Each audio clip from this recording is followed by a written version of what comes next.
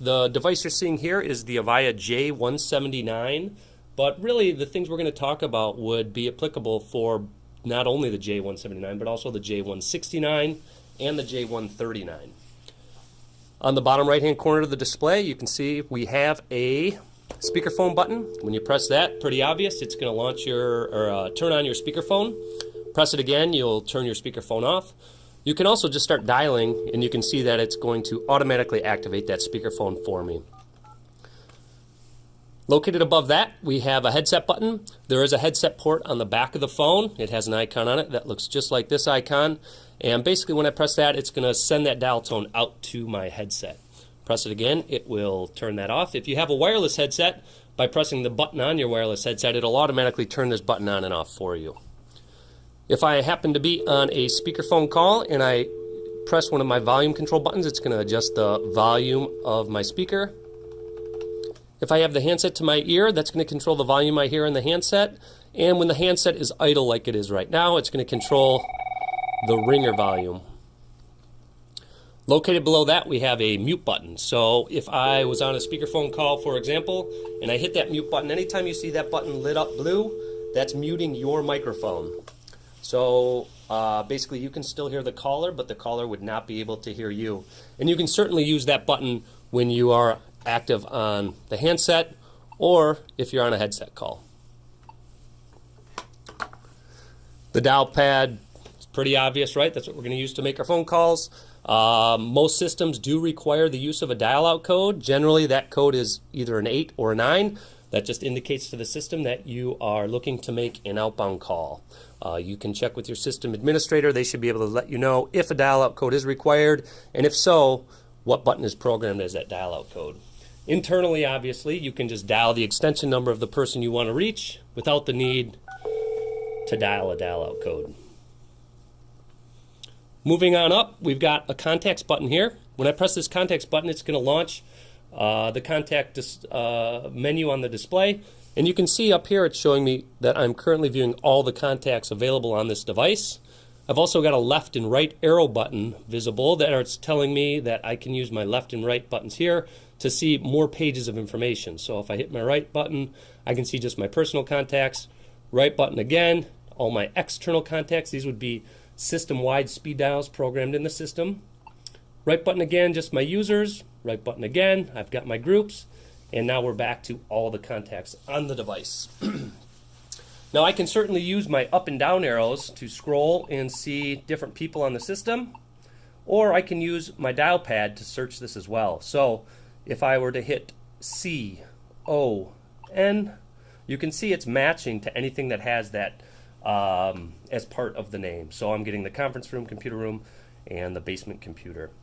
If I hit clear, it's going to take me back out and clear my search results. The biggest thing on this device is to pay attention to these 4 buttons located beneath the display. As you're doing different things on the phone, these are like your built-in help buttons that show you what options are currently available. So I'm going to go ahead and search that again. And now if I wanted to make a call to the conference room, I could either scroll down to it and hit call, or I can certainly just press the button located next to the person that I wanted to call here. It would call them as well. I can hit details. That's going to show me a little bit more information about that user. Once I'm in there, now you can see that they did change. I can go back to that list. Once again, I can clear out my search results. So the other thing you may want to do here is hit your right arrow. You can see when you're in your personal contacts, you get the ability to add a new one. So personal contacts are just contacts that show up on your device and your device only. I could hit new here. I could put in a name using my dial pad. So I'm going to hit the 6 for the M, the 2 for the A. I'm going to hit the 7 3 times to get an R, and I'm going to hit the 5 twice to get a K. Notice the spacebar indicator over the 0. I can press that to get a space, and then I can put in a last name if I wanted to. When you're programming your number, make sure you do include that system dial-out code if it's an external phone number you're putting in. So I'm going to go ahead and put in a number here, and I'm going to hit save. And now I've got a new personal contact. And you'll notice that once you create a personal contact, it will show up in the list of all the contacts available on the device. Now your system-wide contacts, those are programmed by the system administrator, and those will show up on all of the phones on the system.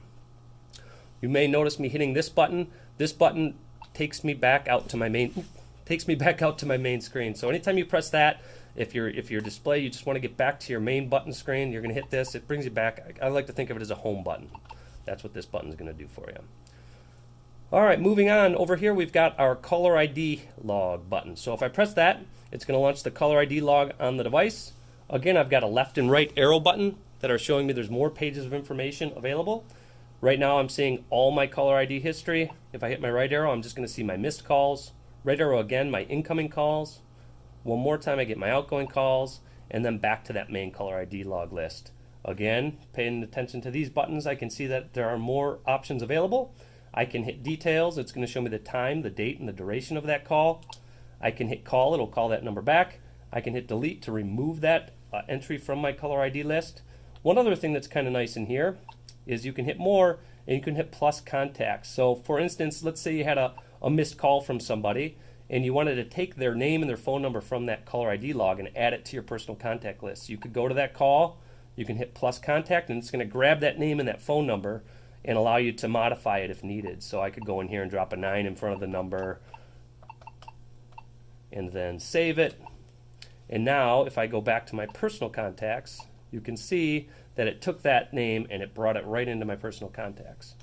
In this case, I'm going to hit more and I'm going to hit delete, and it's going to remove that entry. But that's a convenient way to bring information from your caller ID log over into your personal contacts without having to use the dial pad to type the name in manually. I'm going to exit back out to our main display. Up here we've got our menu button on the phone. If I press that, it launches the menu and allows me to go in and view information about the device and kind of personalize it a little bit. The main thing you'd use in here would be found within settings. So if I go into settings, we get some options here for phone where you can control where the calls alert on. Probably not much you're going to do in there. Audio, I can turn the button clicks on the device on and off. The main thing you would use in here, if you scroll all the way down to the bottom, you've got personalized ringing. This allows you to differentiate the ringtone on your device from maybe the person sitting next to you. So I'm going to go ahead and hit select. And this allows me to go ahead and hear the different ringers available on the phone. And then select the one that I want to make active. Once I hit select, I hit save, and now I've just changed the ringer on my device. We're going to back out of this menu, go down to display. In here you can change the background that we're seeing on the device. So I can change it to dark. Abstract, there's several available, so we'll go ahead. I'm going to just leave mine at the default. Once you make your selection, you would hit save, and that would change that background that you're seeing on the phone. The screensaver, same thing. There's different screensavers available on the device. You can go ahead and select which one you like, and then just save it. This is the setting that tells us how long until the device is going to enable that screensaver. The backlight timer, so at some point 120 here, my display would actually dim. Just a power saving mode that it'll go into. So you can, basically options in this menu to customize your phone. And really you probably won't have much need to go into the other ones. So mainly you'll be in the settings menu here. We'll go ahead and back out. The voicemail button, we're going to talk about voicemail in a separate video, so I'm not going to go into that.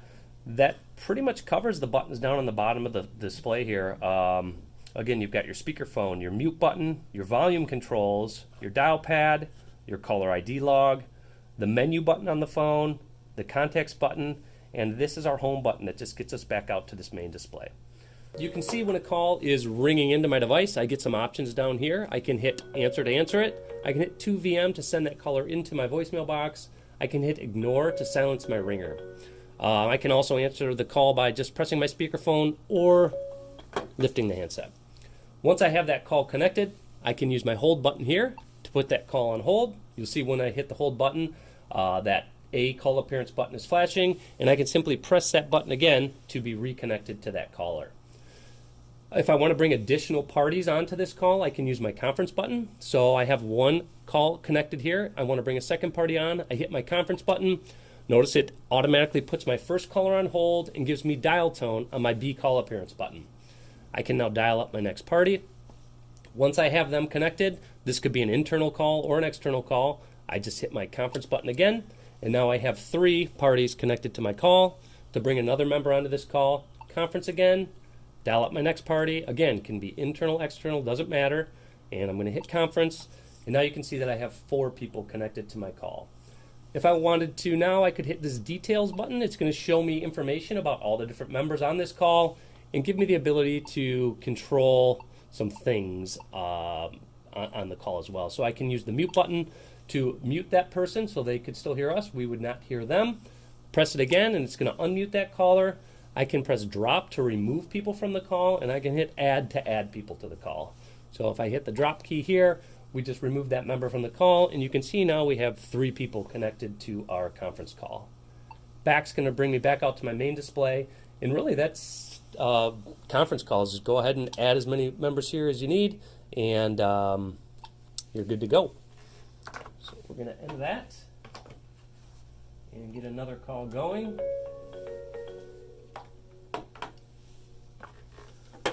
So the next thing you may want to do is perform a transfer. So there's a couple different methods of call transfer. The first one that we're going to talk about is called a blind transfer. That would involve me sending the call to another user and releasing it, and they'll either answer it or it will go to that user's voicemail box. So in order to do that, I'm going to hit my transfer button. You can see it automatically puts the first call on hold, gives me dial tone, and allows me to dial up the person I want to send it to. At this point, I could hit complete, or I could hang up the phone to complete that transfer, and that call will then either be answered by the individual we sent it to or go into their voicemail box. The next thing you may want to do would be an assisted or an announced transfer. In order to do that, it's really pretty much the same process. The one difference being, I'm going to hit transfer, I'm going to dial up my party, and at this point, instead of hanging up or hitting complete to release the call, I'm going to wait and see if that person answers. If they do answer, I could then announce the person I'm transferring, tell them who I'm transferring to them, and then when I'm ready to release that call, I either, again, hit complete or hang it up to complete that transfer. If the person doesn't answer, I can always go back, pick that initial caller up, tell them that the person they wanted to reach wasn't available, and at that point, it brings us to our third type of transfer, which would be a direct-to-voicemail transfer. So when you're active on a call, you can use your voicemail button to send a caller directly into another person's mailbox. So I'm going to go ahead and hit my voicemail button. You'll see it now says Visual Voice Transfer. So I could put in an extension number here. It's going to show me the name of the person or the mailbox that I am sending this to. I could then hit select, and that caller will be deposited directly into that person's mailbox.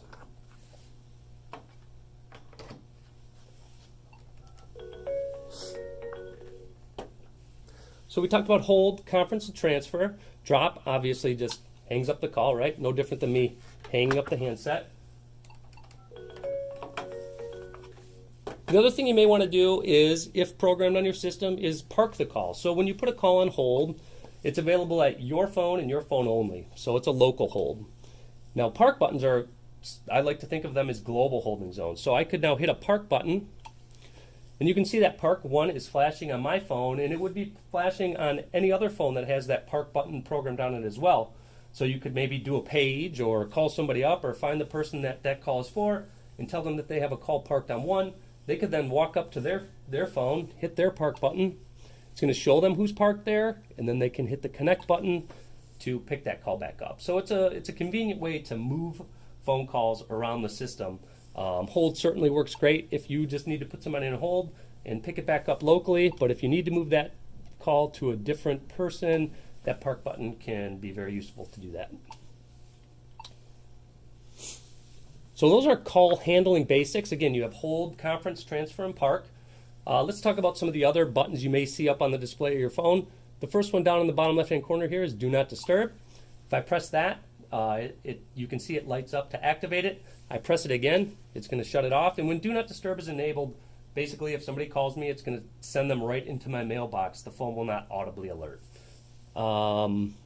We kind of talked about park already. You may see more than 2 park zones. Basically, that's configurable per system as needed. So obviously, if there's a call parked on park 1, I couldn't park a second call there. That's where park 2 or park 3 would come into play. Below that, we have a twinning button. So I like to think of twinning as an enhanced call forward. So with twinning, let's go ahead and activate it. I'm going to hit my twinning button. I'm going to go ahead and turn the feature on. And I'm going to set a destination. Now once you set a destination once, it's going to remember it. Remember to put in your dial out code, wherever that might be, if it is an external number. Once you enter your number in, you're going to hit select, and then you hit save.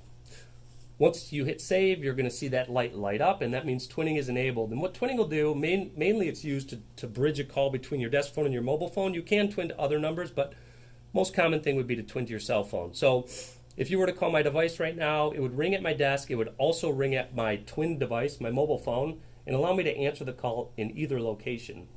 The other nice part about it is it allows me to move the call back and forth between the two devices. So if I had twinning on, somebody called me, it rang to my mobile phone, and I answered it, I could then walk back to my desk, hit that twinning button, and it'll pull that call back to my desk phone. The opposite way is true as well. If I'm on a call on my desk phone, instead of getting the phone number from the person and tell them you'll call them back because you got to get on the road, you can just tell them, ask them to hold for a moment, hit your twinning button, they'll be placed on hold, your cell phone will start ringing, you can answer the call, and you're on your way. Press it again to turn it off, and you can see that the next time I go back in there, it's stored that number. All I have to do is turn it on and hit save, and it's active. Paging, depending on your building, you may have overhead paging, you may do paging through the handsets of the phone, but generally if you see a page button, you're going to press it, and you're paging through the handsets or the overhead paging system.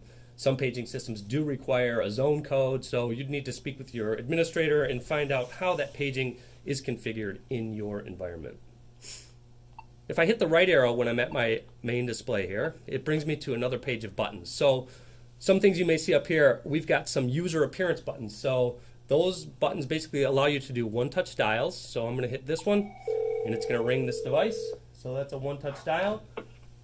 You can also use them as one-touch transfers. So if you're active on a call, you could hit transfer, scroll over to it, press the name, and it'll transfer that call over to that person. The other thing it does is it monitors the extension. So you can see I'm picking up the phone located next to me here, and you can see it started flashing red. So it's showing me, it's indicating to me that that person is active on another call. If you have that button and you see it solid red, that would indicate to you that that user has do not disturb enabled, or perhaps their phone is unplugged. So solid red shows basically the phone is not available. Flashing red shows that it's active and in use. Over here we have a group login button. You may or may not have this button on your phone, but if you are a member of any type of a group, maybe a call center group, you would use this button to log into that group. And when you press it, it would light up green, indicating that you were logged in. You would just press it again. The light would go out, indicating that you were not logged into that group and available for calls. Below that, we have an extension login button. We have the ability to basically have your extension follow you around. So maybe you're working at a different desk for the day. You could hit this extension login button. You could put in your extension number, and then you could put in your password, which would be provided to you by your system administrator. You could hit done, and now I just took my extension and I logged it in over here. Maybe now I want to log back in with the extension that I was. Put in my password.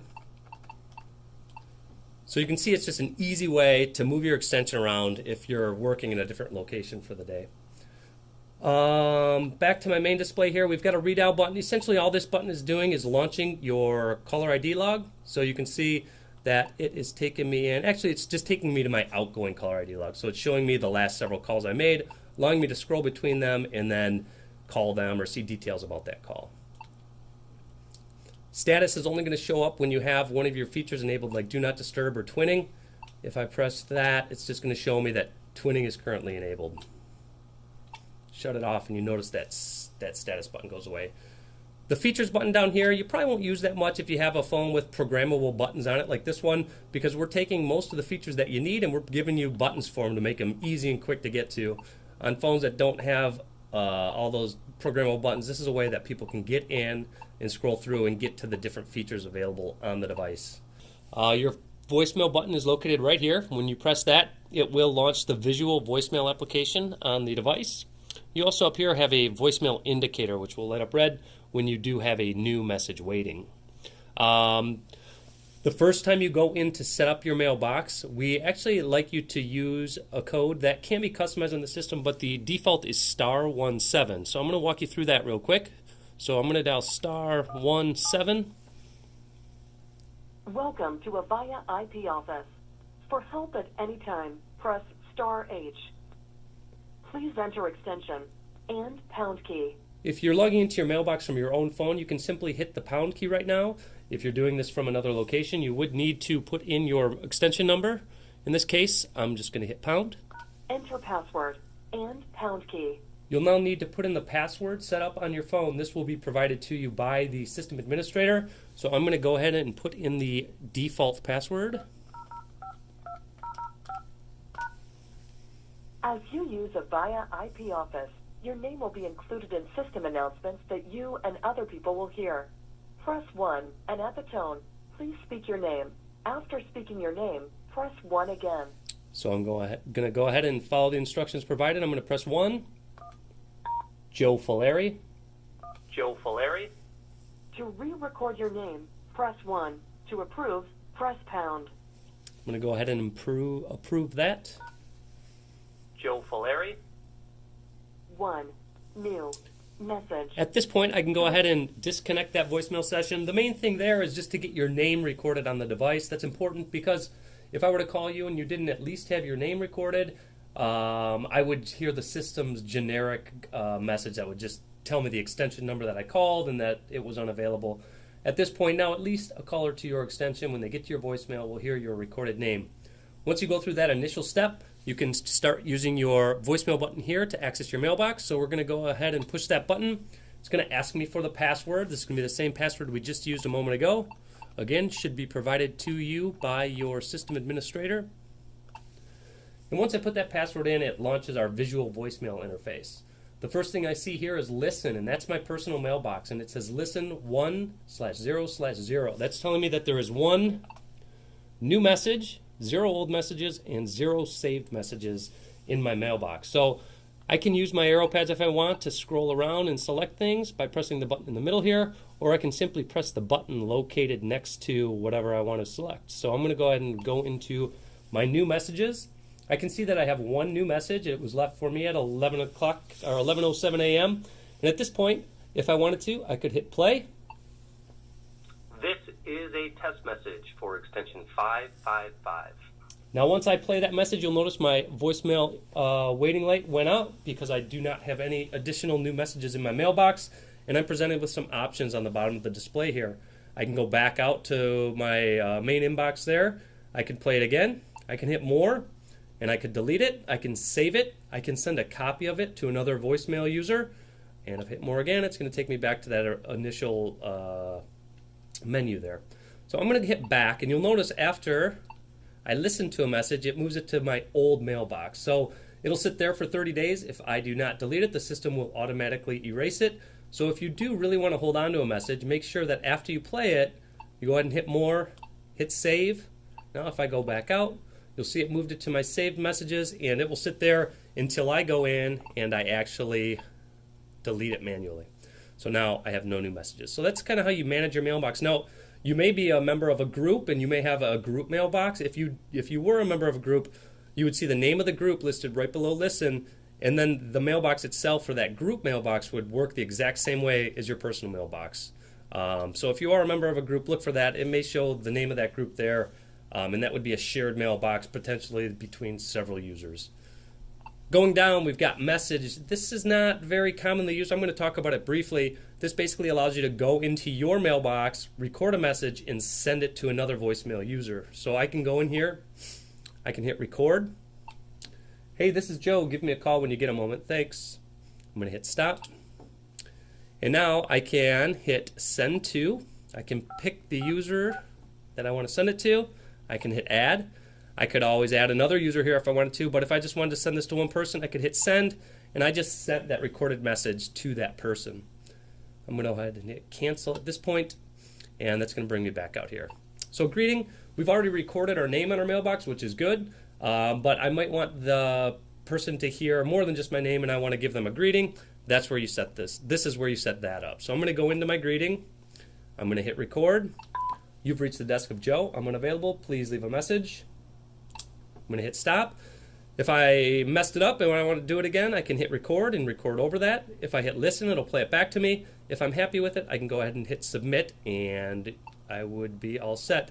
If I just wanted to erase it completely, I can hit delete, cancel, take me back out to that main menu. So I'm going to go ahead and submit that, and now my greeting has been successfully added to the system. Passcode allows me to change my voicemail password, so that password we entered to get into our mailbox. If you go in here, you're gonna first need to enter your current password. So again, enter the password that you just used to get into your mailbox. Hit done. And now I can go ahead and create a new one. And now I've just changed my voicemail password. So pretty easy. Scrolling down, if your system administrator has put your email address into the system, you will see this option available on your phone. We have 4 different options to choose from right now. Well, here, let's go here. Off would be one. So if I do not want my voicemail messages to be sent to my email inbox, then I can set it to off. When your email messages do show up, that is a WAV file, so an audio file that you can listen to. Copy, that leaves a copy of that voicemail message on my phone and sends a copy of it to my email inbox. So that'll put it in both places. Forward is going to tell the system to not even store the message at all on my phone and send it to email and email only. Hitting change again sets it to alert. With alert, the voicemail message is stored on the device, on the phone, and it'll send you an email telling you you have a new message, but it will not actually send you the message. Change again, and once you make your setting however you want it, you can go ahead and hit save, and then you're good. I'm going to go back in here.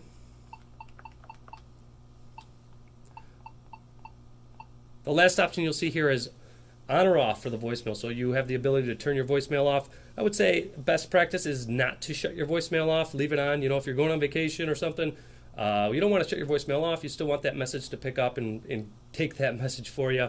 But this is where you could go in here and change that message. One other thing I'd like to tell you about in greeting here. So I have the ability in here, again, to record my primary greeting number 1. Some people do like to manage multiple greetings, so the system will store up to 9 different greetings, and you can activate them for different things. But the visual voicemail application here only gives me access to my primary greeting. So if you do want to manage multiple greetings, you can always use that *17 method to get back into the voicemail system. Welcome to log in that way, and then follow the prompts really when you're in there. It's pretty simple. There'll be an option for greetings. It's option 3, and then I'll ask you what greeting number you want to manage, record it, all that fun stuff. So that's really about it. Visual voicemail is just designed to give you a quick, easy way to get to the most common features that you use in your mailbox.